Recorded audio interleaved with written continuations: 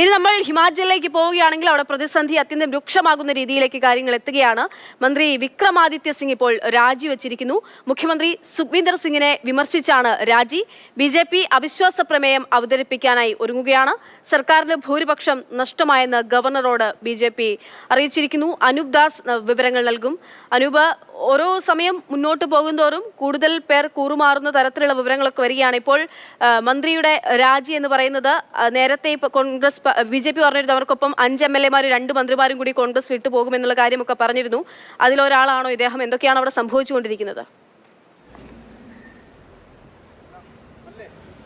2 മന്ത്രിമാർ ഉൾപ്പെടെ 7 MLA-മാർ കൂടി ബിജെപിയിലേക്ക് വരുമെന്ന് ബിജെപി നേതാക്കൾ ആത്മവിശ്വാസം പ്രകടിപ്പിച്ചതിന് പിന്നാലെയാണ് വിക്രമാദിത്യ സിംഗ് മന്ത്രി സ്ഥാനത്ത് നിന്ന് രാജിവെച്ചത്.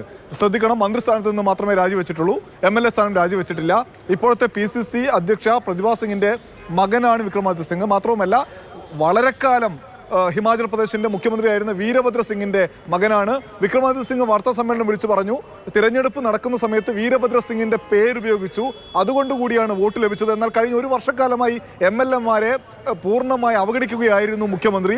ഈ പ്രതിസന്ധിക്ക് കാരണം മുഖ്യമന്ത്രിയാണ്, സുഖ്വീന്ദർ സിംഗ് സുഖു ആണ് എന്നെല്ലാം ചൂണ്ടിക്കാട്ടിക്കൊണ്ടാണ് രാജി. ഭാവി തീരുമാനം എന്ത് എന്ന് ഞാൻ ജനങ്ങളുമായി കൂടിയാലോചിച്ച് തീരുമാനിക്കുമെന്നും വിക്രമാദിത്യ സിംഗ് പറഞ്ഞിട്ടുണ്ട്. അപ്പോഴും കോൺഗ്രസിൽ നിന്ന് രാജിവെക്കുമെന്ന് വിക്രമാദിത്യ സിംഗ് പറഞ്ഞിട്ടില്ല. ഇതാണ് ഒരു കാര്യം. രണ്ടാമത്തേത്, കോൺഗ്രസിൽ നിന്ന് കൂറുമാറി BJPക്ക് ഇന്നലെ വോട്ട് ചെയ്ത 6 MLA-മാർ ഹരിയാനയിലെ പഞ്ച്കുളയിൽ നിന്ന് ഹെലികോപ്റ്ററിൽ അല്പസമയത്തിനകം ഷിംലയിലേക്ക് എത്തും. ഈ MLA-മാരിൽ ചിലർ ഹൈക്കമാൻഡ് നിയോഗിച്ച നിരീക്ഷകരുമായി സംസാരിച്ചിട്ടുണ്ട്.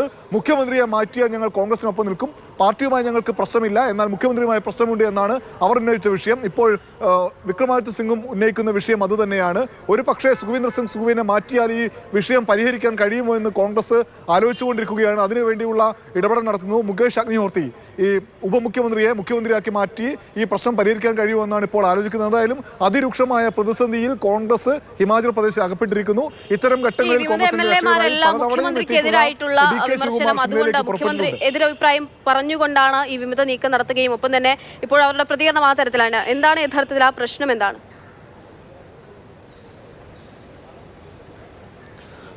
ഒന്ന് ഏറ്റവും പ്രധാനപ്പെട്ട വിഷയം, സുഖ്വീന്ദർ സിംഗ് സുഖു, ഈ ഹിമാചൽ കോൺഗ്രസിൽ ഒരുപാട് ഗ്രൂപ്പുകളുണ്ട്. അതിലൊരു ഗ്രൂപ്പിൻ്റെ നേതാവാണ് സുഖ്വീന്ദർ സിംഗ് സുഖു. അദ്ദേഹം കഴിഞ്ഞ 1 വർഷക്കാലമായി അദ്ദേഹത്തിൻ്റെ ഗ്രൂപ്പുമായി ബന്ധപ്പെട്ട ആളുകളെ മാത്രം പരിഗണിച്ച് മുന്നോട്ട് പോയി. മറ്റ് കോൺഗ്രസ് നേതാക്കളെ ആരെയും പരിഗണിച്ചില്ല എന്ന് മാത്രവുമല്ല, പല MLA-മാർക്കും മന്ത്രിസഭാ വികസനം പൂർത്തിയാക്കിയിരുന്നില്ല. അതുകൊണ്ട് മന്ത്രിയാകാൻ താല്പര്യമുണ്ടായിരുന്ന പല MLA-മാരും പരിഗണിക്കപ്പെട്ടില്ല. അവരാണിപ്പോൾ കഴിഞ്ഞ 1 വർഷക്കാലമായി കോൺഗ്രസ് ദേശീയ നേതൃത്വത്തോട് പോലും പലതവണ സംസാരിക്കാൻ ശ്രമിച്ചിട്ട് അത് നടക്കാതെ പോയ 6 പേരാണ് കലാപ കൊടിയെടുത്ത് രംഗത്ത് വന്നതെന്ന് ഒന്നാമത്തെ കാര്യം. രണ്ടാമത്തേത്, ഇപ്പോൾ മന്ത്രിസ്ഥാനം രാജിവെച്ച വിക്രമാദിത്യ സിംഗിന് ഉൾപ്പെടെ മുഖ്യമന്ത്രിയാകണമെന്ന ആഗ്രഹമുണ്ടായിരുന്നു, പക്ഷേ അത് പരിഗണിക്കപ്പെട്ടില്ല. അത് പരിഗണിക്കാതിരിക്കാൻ ചെയ്ത കാര്യം പ്രതിഭാ സിംഗിനെ PCC അധ്യക്ഷ സ്ഥാനത്ത് തുടരാൻ അനുവദിച്ചു. ഈ വിക്രമാദിത്യ സിംഗിനെ പൊതുമരാമത്ത് മന്ത്രിയാക്കിയെല്ലാമാണ് വിഷയം അന്ന് പരിഹരിച്ചത്. പക്ഷേ ഈ അധികാരം വീതിക്കുന്നതുമായി ബന്ധപ്പെട്ട പ്രശ്നം കഴിഞ്ഞ 1 വർഷക്കാലമായി ഹിമാചലിൽ തുടരുകയായിരുന്നു. അത് കൃത്യമായി മുതലെടുത്ത് ഒരു അട്ടിമറി നീക്കത്തിന് BJP ശ്രമിക്കുകയാണ് ഇപ്പോൾ ഉണ്ടായത്.